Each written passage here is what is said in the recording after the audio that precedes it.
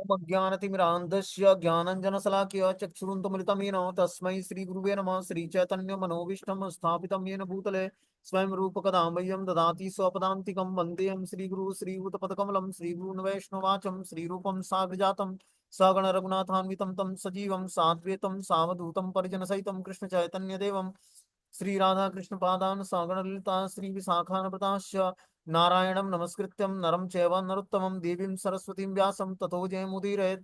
सुन्वतां स्वकथा कृष्ण पुण्ये श्रवणकीर्तनं हृदयन्तस्तु ये भद्राणि विधनोति सुरसतां नष्टप्रायेषु भद्रेषु नित्यं भागवत सेव्या भगवती उत्तम श्लोके भक्ति भवति नैष्टिकी तथा रजस्तमो भाव काम लोभादयश्चेत् चेत् तेन आवृतं स्थित सत्त्वे प्रसिद्धि एवं प्रसन्न मनसो भगवत भक्ति योगता भगवत तत्व विज्ञान मुक्त संगस्य जायते विद्यन्ते हृदय ग्रंथि छिद्यन्ते सर्वसंशयं क्षीयन्ते चास्य कर्माणि दृष्ट्वा एवात्मनीश्वरे मुखं करोति वाचालं पंगुं लंघयते गिरिं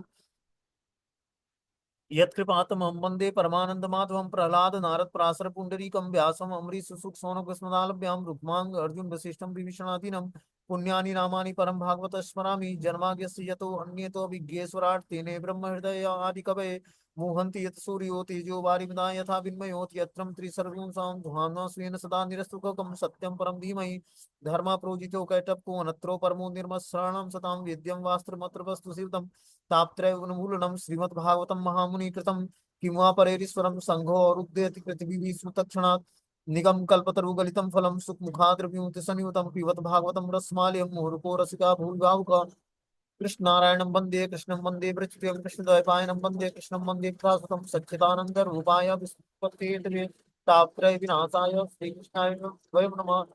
संसार सागरे मग्नं दीनं मा करुणानिधि कर्म ग्राह कृतांगम मामुद्दा भवाड्वात् श्रीमद्भागवतम आख्यानं प्रत्यक्षं कृष्ण एवं स्वीकृतो अस्मय अनाथं मुक्तार्थो भवसागरे मनोरथो मदीयं सफलं सर्वतातिवं निर्विघ्नेनैव कर्तव्यं दासोऽहं तं केशवम् सुखरूपं प्रबोधज्ञं सर्वशास्त्रं विशारदम् एतत् कथा प्रकाशेन मज्ञानाविनाशय भवे भवे यथा भक्ति पादिवस्तु विजायते तथा गुरुस्व देवस्य नाथस्तु नो यतं प्रभो नाम संकीर्तनं यस्य सर्वपाप प्रणाशनं प्रणामो दुःखशमनं तं नमामि हरिपरम् आराध्यो भगवान् ब्रजेश तनयो तद्धाम वृंदावनम रम्या काचित् उपासना ब्रजपतु वर्गेण या कल्पिता श्रीमद्भागवतं प्रमाण अमलं प्रेमो पुमार्थो महान् श्री चैतन्य महाप्रभु मदमिदं तत्रादरो परः कृष्णाय वासुदेवाय हरे परमात्मने प्रणतक्लेशनाशाय गोविन्दाय नमो नमः।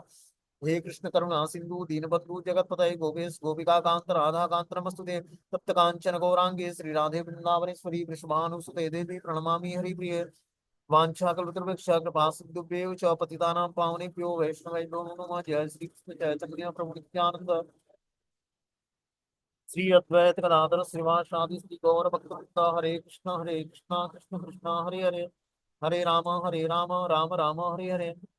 तो इसमें आज हम लोग को श्रीमद् भगवत भागवतम से छठे स्कंद पहले स्कंद का छठा अध्याय पढ़ना है, नारद तथा व्यासदेव संवाद। नारद और व्यासदेव के बीच में क्या बातचीत होती है इसके बारे में हम लोग जानेंगे। नारद जो है अपने परंपरा के दूसरे आचार्य हैं, ब्रह्मा जी के मानस पुत्र हैं और अपने परंपरा के दूसरे आचार्य, पहले आचार्य ब्रह्मा जी हैं जिनको भगवान कृष्ण से साक्षात ज्ञान प्राप्त होता है और उस ज्ञान को आगे वो नारद मुनि को प्रदान करते हैं। और वही नारद मुनि जो ब्रह्मा जी से जो ज्ञान सुना उन्होंने, वही ज्ञान व्यास देव को प्रदान करते हैं। ठीक है ना। तो बता रहे हैं कि सूत उवाच एवं निशम्य भगवान देवर्षि जन्म कर्म च भूयं प्रवक्ष्य तम ब्रह्मन व्यासम सत्यवती सुतम। सूत गोस्वामी ने कहा कि हे ब्राह्मणों, इस तरह श्री नारद मुनि के जन्म तथा कार्यकलापों के विषय में सब कुछ सुन लेने के बाद ईश्वर के अवतार सत्यवती पुत्र व्यास देव ने इस प्रकार पूछा। अब व्यास देव नारद मुनि से क्वेश्चन पूछते हैं, क्या क्वेश्चन पूछते हैं उसके बारे में हम सुनेंगे। व्यास उवाच भिक्षु भी विप्रसिते ज्ञाना दृष्टि भी सत्व वर्तमानो व्ययास यागे ततम किम करोद्भवाम। बोलते हैं श्री व्यास देव ने नारद मुनि से कहा कि आपने उस महामुनियों के चले जाने पर क्या किया जिन्होंने आपके इस जन्म के प्रारंभ होने के पूर्व आपको दिव्य वैज्ञानिक ज्ञान प्रदान किया था। तो हम देखते हैं कि पूर्व जन्म की स्टोरी जब व्यास देव को नारद मुनि सुना रहे थे तो उन्होंने बताया था कि मैं पूर्व जन्म में एक दासी का पुत्र था। ठीक है ना। और मेरी माता जो है भक्ति वेदांती ब्राह्मणों की सेवा किया उन्होंने 4 मास चतुर्मास में। और मैं भी उनसे कथाओं का श्रवण करता और उनके जो उचिष्ट प्रसाद था जो वो प्रसाद खाकर छोड़ते, उनकी आज्ञा लेकर उस प्रसाद को मैं भी खाता था, जो उनका बचा हुआ जूठन होता था। इसके कारण हमारे हृदय में भी भगवान के प्रति दिव्य कथाओं के प्रति रुचि जागृत हुई, कृष्ण कथा के प्रति, भगवान कृष्ण के प्रति हमारी रुचि जागृत हुई कथाओं के प्रति। और इस तरह से जो है मैं उस जीवन को त्याग करके फिर जाकर नारद मुनि बना। तो वही व्यास देव के क्वेश्चन है कि उस महामुनियों के चले जाने पर, जो भक्ति वेदांती ब्राह्मण थे, उनके चले जाने पर आपने क्या किया, और आपने इस जन्म के प्रारंभ होने के पूर्व आपको दिव्य वैज्ञानिक ज्ञान प्रदान किसने किया।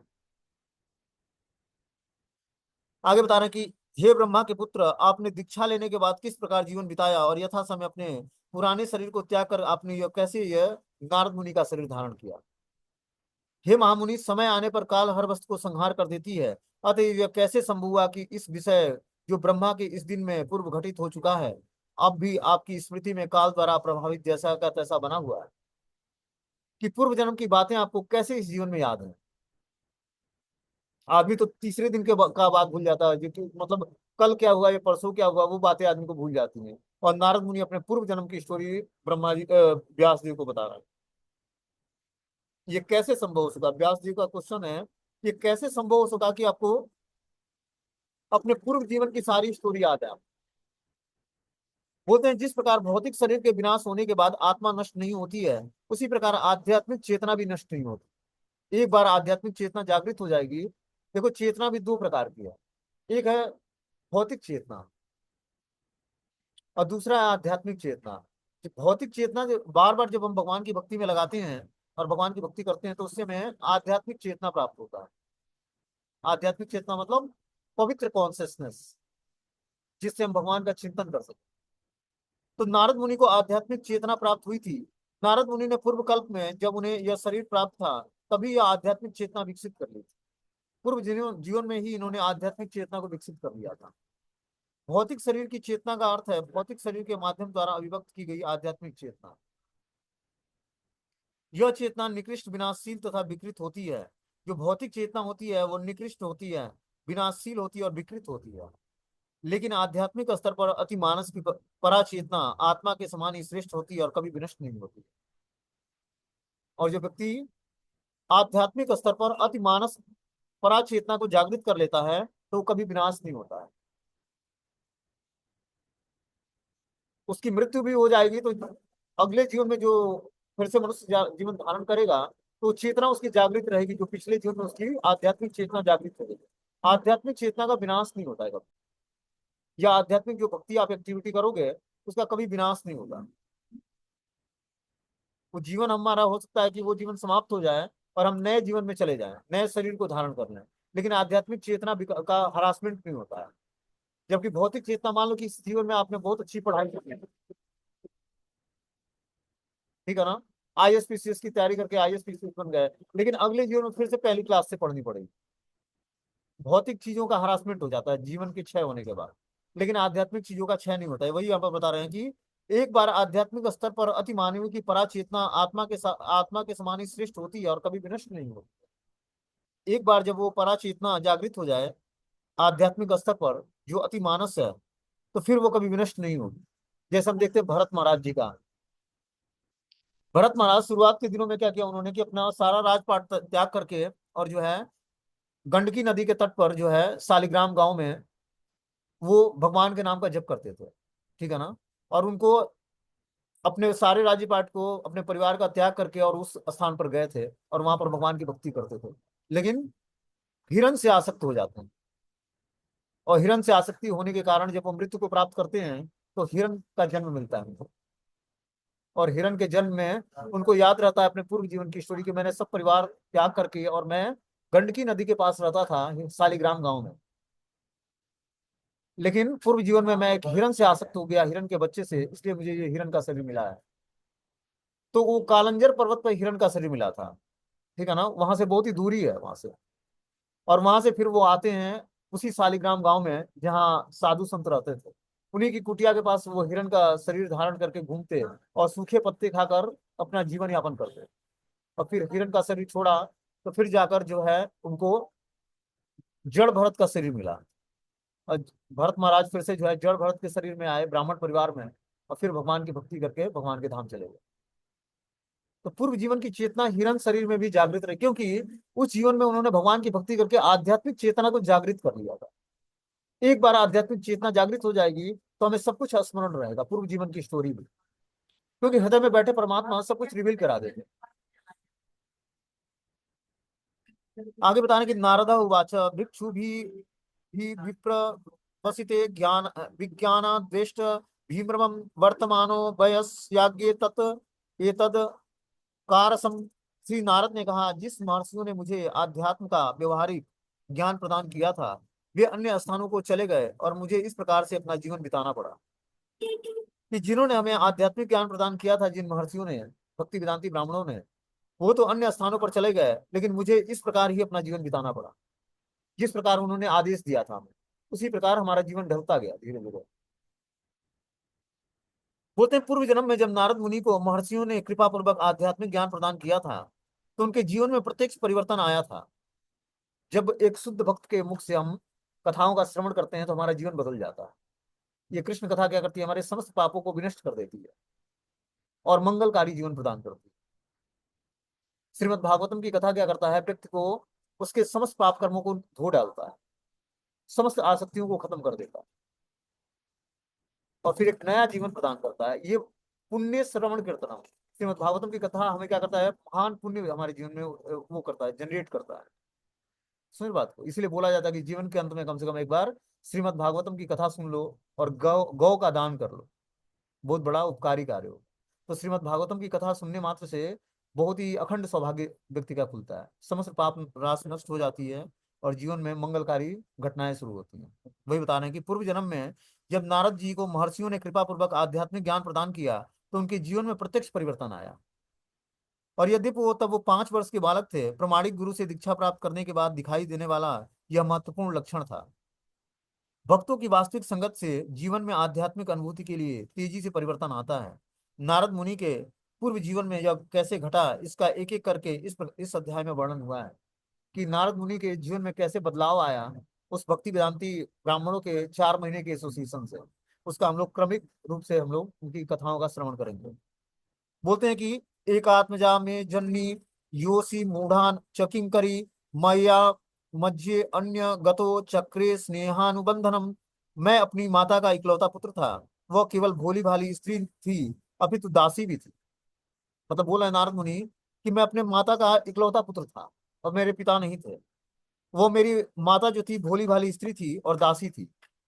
चूंकि मैं उसकी एकमात्र संतान था, अतः उसकी रक्षा का कोई अन्य साधन न था। अतः उसने मुझे अपने स्नेह पास में बांध रखा था, क्योंकि ये इकलौते बेटे थे और उनकी माता का कोई रक्षा का और कोई साधन नहीं था। इस कारण से उन्होंने अपने प्रेम पास में मुझे बांध रखा था। वो मेरा लालन पालन अच्छी तरह से करना चाहती थी, लेकिन पारिश्रित होने के कारण वह मेरे लिए कुछ भी नहीं कर पाती थी। यह संसार परमेश्वर से पूर्ण नियंत्रण में है, अतः प्रत्येक व्यक्ति कठपुतली नचाने वाले के हाथ में किसी काठ की गुड़िया के समान है। इस संसार में जो भी है, हर व्यक्ति एक कठपुतली की तरह है, भगवान जैसे नचाते हैं उसको उसी तरह वो कार्य करता है। बोलते हैं, अहम च ब्रह्म कुले उर्सिता वास्त्य दुपेक्षया दीग देशा कला व्युत्पन्नो बालकम पंचहायनम। जब मैं केवल 5 वर्ष का बालक था तो एक ब्राह्मण की पाठशाला में रहता था। मैं अपनी माता के स्नेह पर आश्रित था और मुझे विभिन्न क्षेत्रों का कोई अनुभव नहीं था। नारद मुनि बता रहे हैं कि मैं बस केवल 5 वर्ष का बालक था, तो एक ब्राह्मण की पाठशाला में रहा करता था। मैं अपनी माता के स्नेह में पर आश्रित था और मुझे विभिन्न क्षेत्रों का कोई अनुभव नहीं था। आगे बताना कि एकदा निर्गता आगे यहाँ दुहंती निशि गांपथि सर्पो दस्य तपदाम स्पृष्टम कृपणा काल चोदिताम। एक बार जब मेरी माता बिचारी रात्रि के समय गाय दूहने जा रही थी, तो परम काल से प्रेरित एक सांप ने मेरी माता के पाँव में डस लिया। नारद मुनि बता रहे हैं कि मेरी माता एक बार रात्रि के समय गाय का दोहन करने जा रही थी, तो उस समय उनको रास्ते में मेरी माता के पाँव में सांप डस लेता है।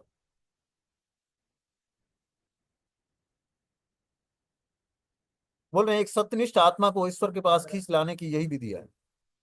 आचार्य बता रहे हैं कि इसमें कोई जो एक सत्यनिष्ठ आत्मा होता है, भगवान किस तरह उसको अपने पास खींच लेते हैं। अब देखो यहाँ पर नारद मुनि की माता का देहांत हो जाता है। बेचारा बालक केवल अपनी स्नेहमयी माता की देखभाल में रह रहा था, तो भी उसकी माता को परम इच्छा के फलस्वरूप इस संसार से उठा लिया गया, जिससे वह बालक पूर्ण रूपेण भगवान की कृपा पर आश्रित हो गया। इस तरह से भगवान ने क्या किया, नारद मुनि की माता को जो है उठा लिया, और नारद मुनि जो है जिस जीवन में दासी पुत्र थे, तो भगवान की कृपा पर आश्रित हो गए। मैंने इसे भगवान की विशेष कृपा मानी, क्योंकि वे अपने भक्तों का भला चाहते हैं। और इस प्रकार सोचता हुआ मैं उत्तर की ओर चल पड़ा। अब देखो, बहुत ही छोटी अवस्था में ही माता की मृत्यु के बाद ये शुद्ध भक्तों का एसोसिएशन था कि वो अब उत्तर की दिशा में जंगल की तरफ चल। भगवान के विश्वस्त भक्त पग पग पर भगवान का वरदायक आदेश समझते हैं। अब देखो, नारद मुनि को उस भक्ति वेदांति के ब्राह्मणों की एसोसिएशन मात्र से उनके अंदर ये इच्छा जागृत हुई कि मुझे भी भगवान चाहिए। नहीं तो 5 या 6 वर्ष की अवस्था में कौन जाएगा जंगल की तरफ। बता रहे हैं कि भगवान के विश्वस्त भक्त पग पग पर भगवान का वरदायक आदेश समझते हैं। जिसे लौकिक दृष्टि से विषम या कठिन क्षण समझा जाता है, उसे भगवान की विशेष कृपा के रूप में स्वीकार किया जाता है। भक्तगण अपनी विपरीत परिस्थिति में भी भगवान की कृपा को देखते हैं। यही भक्तों की महानता है कि जब विपरीत सिचुएशंस आता है, उस सिचुएशंस में भी भगवान की कृपा कैसे है हमारे ऊपर, ये भक्त लोग विशेष कर जानते हैं। और वो अनफेवरेबल सिचुएशंस भी फेवरेबल बन जाता है, क्योंकि भक्त लोग जानते हैं कि कृष्ण हमारे हर समय हमारे रक्षक और पालक है, और हर समय वो हमारी रक्षा करेंगे। तो इस तरह पूर्ण विश्वास के साथ भगवान से वो जुड़ते हैं और प्रीतिपूर्वक भगवान का भजन करते हैं और उनकी सेवा करते हैं। देखो, होता क्या कि जैसे मान लो कि कोई व्यक्ति अपने परिवार का पालन पोषण करता है, ठीक है ना, या माता पिता बच्चों का टेक केयर करते हैं, तो श्रद्धा और प्रेम के कारण करते हैं, कोई स्वार्थ नहीं दिखता है उस, ठीक है ना। तो वह उसी तरह जो जो हमारा भगवान से एक यूनिक रिलेशनशिप है हर जीवात्मा का, तो उसमें जब श्रद्धा और प्रेम जागृत होती है, तो वहां पर कोई स्वार्थ नहीं होता है, ठीक है ना। निस्वार्थ भाव से भगवान की सेवा होती है। और इस तरह से निस्वार्थ भाव से जब सेवा होती है, तो वही धीरे धीरे जो है श्रद्धा प्रगाढ़ होकर और प्रेम का रूप धारण कर लेती है। आप देखते हो कि जैसे जैसे माता पिता बच्चों की सेवा करते हैं, या बच्चे माता पिता की सेवा करते हैं, तो आपस में बहुत ही प्रेम हो जाता है। वो लगता है कि एक दिन भी अगर जो सेवा नहीं करूंगा तो मैं कैसे रह पाऊंगा। उसी तरह भगवान भी हमारे माता पिता हैं। जब आप निरंतर भगवान की नाम रूप गुण लीलाओं का श्रवण करोगे, भगवान जैसे विग्रहों की सेवा करोगे, तो एक दिन भी उनके बिना रह नहीं पाओगे, या दर्शन करोगे रोज, भगवान को प्रणाम करोगे, तो एक दिन भी आपको अब जो मिस हो गया तो आपको लगेगा कि हमारा जीवन आज का व्यर्थ चला गया। ये स्थिति प्राप्त हो जाएगी। और जैसे होता है ना कि मछली को जल से निकाल दिया जाए, उसी तरह जो भक्तों को भक्ति से दूर कर दिया जाए, तो मछली को अगर जल से निकाला जाए तो तड़फड़ा के मर जाती है। उसी तरह वो जो भक्तों को भगवान की भक्ति से और भक्तों से दूर कर दिया जाए, तो उनकी स्थिति यही होती है। इस तरह मछली बिना जल के हो जाती है।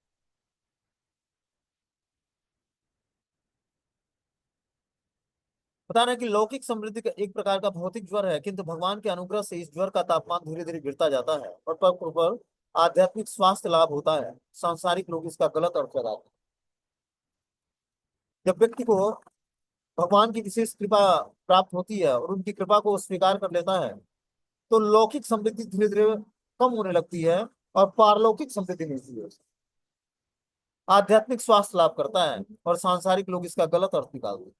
उनको लगता है कि इसका तो भौतिक जीवन तो नष्ट हो गया, कैसा कृष्ण भक्ति करा इसने कि धन कमाना छोड़ दिया, और भी बहुत सारी समस्याएं आ गई इसके जीवन में, लेकिन उसको आध्यात्मिक लाभ मिलता है। उस कृपा को वही समझेगा जो भगवान की भक्ति कर रहा है, दूसरे को नहीं समझ में आएगा। दूसरे को तो भगवान धनम देही जन्म देही रूपम देही यशम देही सब कुछ देते हैं, लेकिन जो कृष्ण भक्ति मांगता है या कृष्ण भक्ति करता है, उसको भगवान अपना प्रेम देते हैं। वो इस भौतिक चीजों से कहीं इसकी तुलना ही नहीं है आध्यात्मिक चीजों की, जो भगवान प्रदान करते हैं अपने भक्तों को। वही बता रहे हैं कि सांसारिक लोग इसका गलत अर्थ निकालते हैं। बोलते हैं, प्रस्थान करने के बाद मैं अपने समृद्ध जनपदों, नगरों, गांवों, पशु क्षेत्रों, खानों, खेतों, घाटियों, पुष्प वाटिकों, पौधशालाओं तथा प्राकृतिक जंगलों से होकर गुजरता रहा। जब नारद मुनि अपनी माता की मृत्यु हो जाती है, तो घर से निकलकर उत्तर दिशा की तरफ चलने लगते हैं, और फिर जो है अलग अलग जनपदों में, शहरों में, नगरों में, गांवों में, पशु क्षेत्रों में, खानों में, खेतों में, घाटियों में, पुष्प वाटिकाओं में, पौधशालाओं में और प्राकृतिक जंगलों से होकर गुजरते हैं। मैं सोने चांदी तथा तांबे जैसे विभिन्न खनिजों के आगारों से परिपूर्ण पर्वतों और सुंदर कमलों से पूर्ण जलाशयों से युक्त भूभागों को पार करता रहा और स्वर्ग के वासियों के उपयुक्त थे और मदांध भौरों तथा चहचहाते पक्षियों से सुशोभित थे। तब मैं अनेक जंगलों में से होकर अकेला गया और जहां नरकटों बांसों सरपतों कुशों अपतृणों और गहरों से परिपूर्ण था, जिससे अकेले निकल पाना बड़ा कठिन था। मैंने अत्यंत सघन और अंधकारपूर्ण और अत्यधिक भयावने जंगल देखे, जो सर्पों उल्लुओं और सियारों की रणस्थली बनी हुई थी। इस तरह से नारद मुनि जो है अनेक जंगलों से होकर गुजरते हैं, अनेक खनिज पदार्थों से पहाड़ियों से होकर वो गुजरते जाते हैं। बोलते हैं किसी भी परिव्रजकाचार्य को यह कर्तव्य है कि वह समस्त जंगलों पर्वतों नगरों ग्रामों आदि का विचरण करते हुए भगवान की सृष्टि की विविधता का अनुभव करे। जब व्यक्ति समाज छोड़ देता है या परिवार छोड़ देता है तो उसको बता रहे हैं कि जब वो परिव्रजकाचार्य मतलब एक सन्यासी की कैटेगरी होती है परिव्रजकाचार्य, मतलब वो विचरण करता है और लोगों को आध्यात्मिक ज्ञान प्रदान करता है। तो इसको इस तरह से जंगलों पर्वतों और नगरों और ग्रामों आदि का विचरण करते हुए भगवान की सृष्टि की विविधता का अनुभव करना चाहिए कि भगवान की सृष्टि में कितना विविधता है। तब उसको अलग अलग रियलाइजेशन होगा। ये बहुत ही आवश्यक है। ईश्वर ईश्वर के प्रति श्रद्धा भाव बनाए, मन में दृढ़ता लाए और साथ ही साथ लोगों को ईश्वर के संदेश से प्रबोधित करे। ये परिव्रजकाचार्य सन्यासी का कर्तव्य बनता है कि जो सन्यास आश्रम में है और परिव्रजकाचार्य है मतलब घूमने वाला सन्यासी। सन्यासी की चार कैटेगरी होती है। एक होता है कृतचक सन्यासी, दूसरा है बहुधक और तीसरा है परिव्रजकाचार्य और चौथा है परमहंस सन्यासी।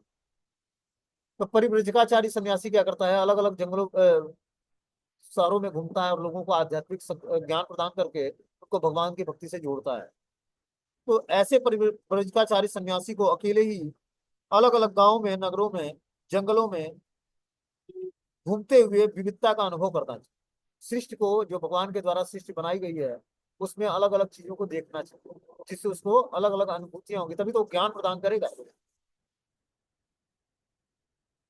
बोलते हैं कि ईश्वर के प्रति श्रद्धा भाव बने, मन में दृढ़ता लाए और साथ ही साथ लोगों को ईश्वर के संदेश से प्रबोधित करे। सन्यासी को भय त्याग कर ये सब संकट उठाने पड़ते हैं। जो व्यक्ति गृहस्थ जीवन छोड़कर संन्यास व्रत ग्रहण करता है उसे नारद या चैतन्य महाप्रभु जैसे परिव्राजक आचार्यों का अनुकरण न करके किसी पवित्र स्थान में बैठकर अपना समय सारा समय वृंदावन के खट गोस्वामी जैसे आचार्यों द्वारा संकलित पवित्र शास्त्रों के श्रवण और कीर्तन में व्यतीत करना चाहिए।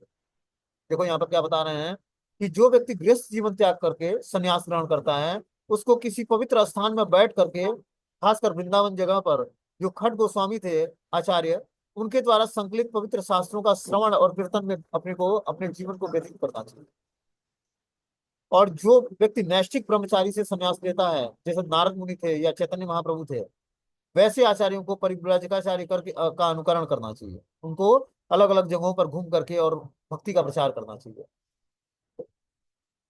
बोलते हैं इस प्रकार विचरण करते हुए मैं तन तथा मन से थक गया और प्यासा और भूखा भी था।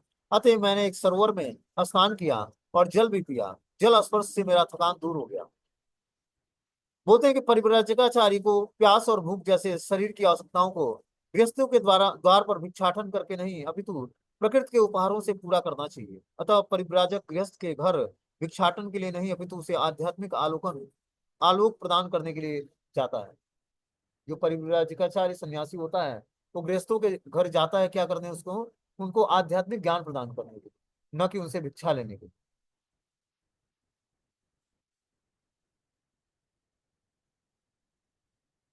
उसके पश्चात उस वीराने जंगल में एक पीपल वृक्ष की छाया में बैठकर मैं अपनी बुद्धि से अपने अंतःकरण में स्थित परमात्मा का वैसे ही ध्यान करने लगा जिस प्रकार मैंने मुक्त आत्माओं से सीखा था।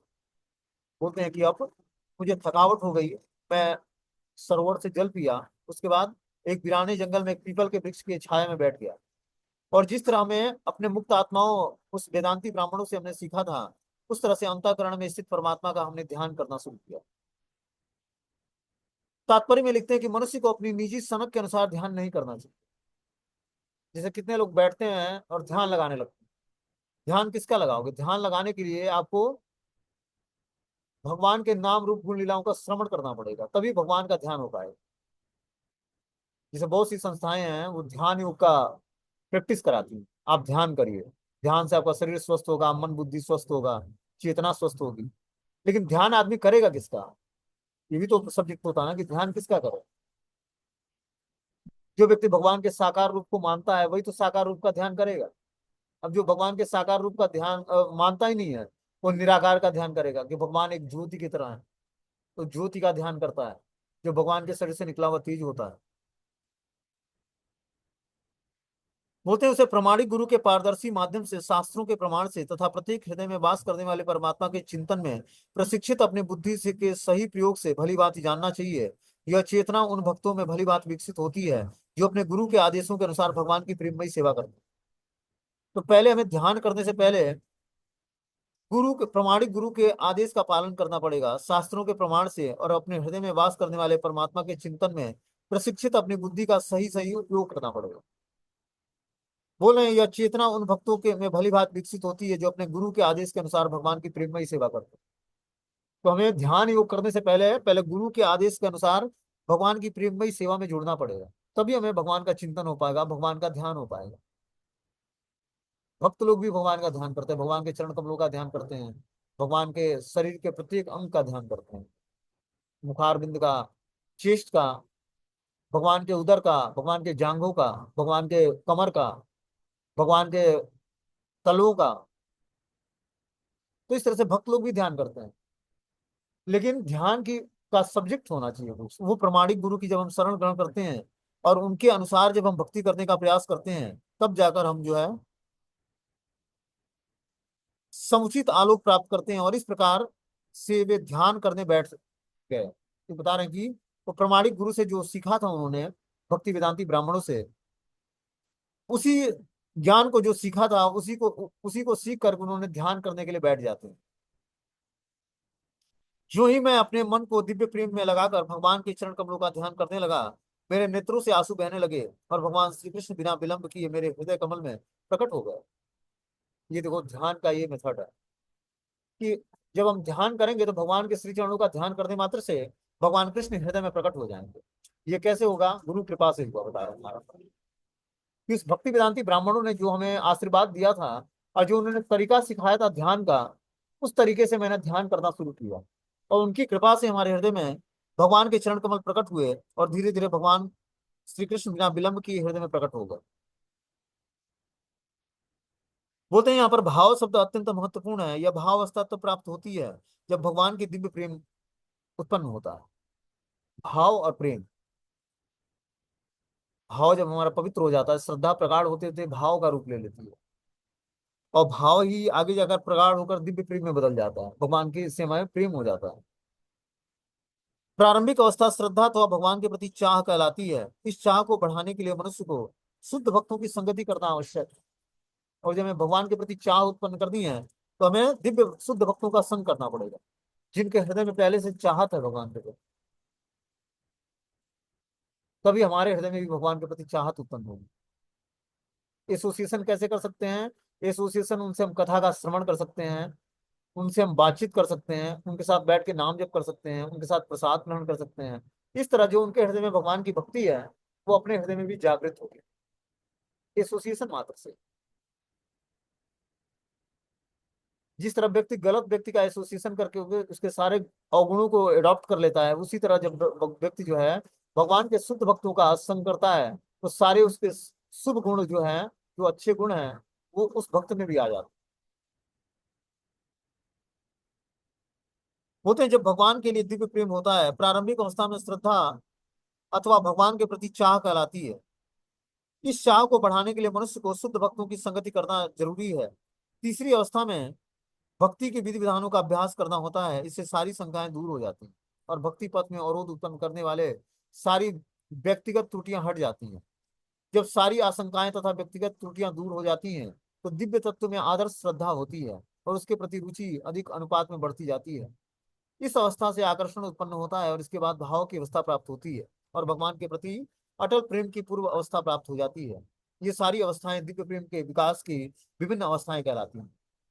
तो इस तरह से जब जीवात्मा जो है भक्ति की विधि का विधानों का अभ्यास करता है तो सारी शंकाएं पहले दूर हो जाती हैं और फिर जो है वैश्विक त्रुटियां दूर हो जाती हैं और फिर दिव्य तत्व में आदर्श श्रद्धा उत्पन्न होती है। दिव्य तत्व मतलब भगवत तत्व में उसकी श्रद्धा उत्पन्न होती है, और फिर रुचि उसी अनुपात में बढ़ती जाती है, और इस अवस्था में आकर्षण उत्पन्न होता है। इसके बाद भाव की अवस्था प्राप्त होती है, और फिर जाकर भगवान के प्रति अटल प्रेम की पूर्व अवस्था प्राप्त हो जाती है। और ये सारी अवस्थाएं धीरे धीरे जो है दिव्य प्रेम विकसित करके और वो दिव्य अवस्था को प्राप्त कर लेता है जीवात्मा। बोलते हैं चूंकि श्री नारद मुनि ने अपने पूर्व जन्म में घर छोड़ने के तुरंत बाद ही यह अवस्था प्राप्त कर ली थी, अतः उनके लिए भगवान की उपस्थिति को देख पाना सरल हो गया था, जिससे उन्होंने बिना कोई भौतिक कलमश वाली अपनी विकसित आध्यात्मिक इंद्रियों के द्वारा सहज ही अनुभव कर लिया। तो बहुत ही छोटी अवस्था में ही भक्तों के संग के कारण नारद मुनि को आध्यात्मिक ज्ञान हो गया था। और आध्यात्मिक ज्ञान उम्र नहीं देखता है। हो सकता है कि 70 साल का व्यक्ति हो और आध्यात्मिक ज्ञान न होने के कारण वो आसक्तियों में पड़ा होता है, और हो सकता है 5 वर्ष का बालक उसको आध्यात्मिक ज्ञान हो गया तो निडर बन जाएगा इस भौतिक संसार में। तो भौतिक संसार में निडर बनने के लिए हमें एज का बड़ा होना मायने नहीं रखता, आध्यात्मिक ज्ञान होना है आवश्यक है। आध्यात्मिक ज्ञान होगा तो हमारी अवस्था 5 वर्ष की हो या 50 वर्ष की हो, हम इस भौतिक संसार में निडर होकर जिएंगे, क्योंकि आश्रय कृष्ण का लेंगे। जब तक हमारा आश्रय भगवान श्री कृष्ण नहीं होंगे तब तक हम इस भौतिक संसार में निडर नहीं बन सकते हैं, चाहे हमारी एज कितना हो, ओल्ड एज हो या मिडिल एज हो या फिर यंग एज हो, कोई भी अवस्था हो। आश्रय जब भगवान का होगा तो हम बचपन में भी होंगे तो निडर निडर होंगे। अब देखो यहाँ पर नारद मुनि 5 से 7 वर्ष के बीच की अवस्था है और निडर अवस्था में। बोलते हैं हे व्यास देव, उस समय प्रसन्नता की अनुभूति होने के कारण मेरे शरीर शरीर का अंग प्रत्यंग पुलकित हो उठा। आनंद के सागर में निमग्न होने के कारण मैं अपने आप को और भगवान को भी न देख सका, कि इतना प्रेम के मारे जो है हम मैं आनंद की अनुभूति में सागर में इतना निमग्न हो गया कि मैं अपने आप को और भगवान को भी नहीं देख सका। बोलते हैं, सुख तथा उत्कट आनंद की तथा आध्यात्मिक अनुभूति की कोई सांसारिक तुलना नहीं हो सकती है। जब हृदय में सुख और उत्कट आनंद आध्यात्मिक अनुभूतियां उत्पन्न होती हैं तो सांसारिक चीजों से उसकी तुलना नहीं की जा सकती, क्योंकि वो दिव्य उन्माद होता है, दिव्य आनंद होता है। अतएव ऐसी अनुभूतियों को व्यक्त कर पाना अत्यंत कठिन है। ऐसे आनंद की एक झलक हमें श्री नारद मुनि